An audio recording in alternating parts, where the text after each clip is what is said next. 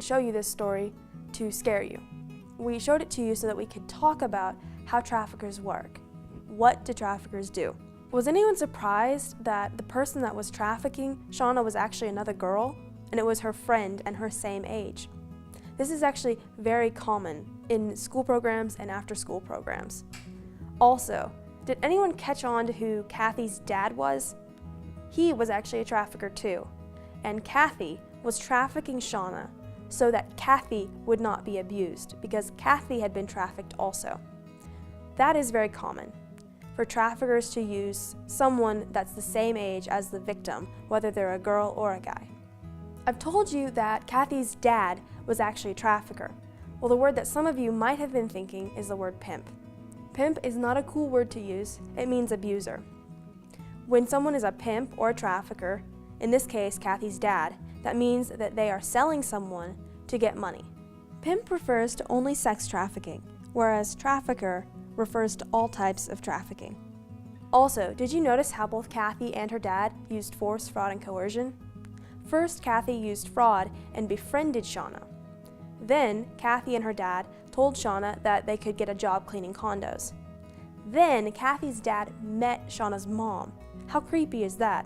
Next, the traffickers used force. They isolated her and they physically abused her. They also mentally abused her, telling her that she was a drug addict and a prostitute. Keep in mind that this is all minutes away from Shauna's house, and they used that against her too. They actually threatened Shauna's family and Shauna's loved ones and said that they would harm them if Shauna did not obey them. The mental trauma and physical abuse must have been overwhelming, and this was all coming from people that Shauna thought were her friends.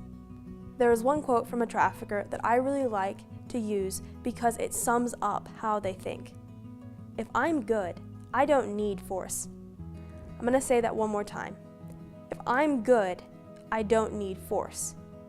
Their goal is to mentally chain you. Traffickers are not going to look creepy. They're not going to stand out in a crowd. They're going to pretend to be your friend or boyfriend because it's the best way they can get to you. Who is going to go up to you and say, "Hey, I'm a trafficker, make me money"? No one. I'm not showing this to you so that you think that every single boyfriend, girlfriend, friend, cousin, relationship you have is going to be a trafficker. That's not what I'm saying. It's important for you to know about all this so that you are empowered and you can make choices to act. We're going to look at a case now that looks at the vulnerabilities and the factors in people's lives that can lead to being trafficked. Please take out your Teresa Flores case study and fill it out as we go on.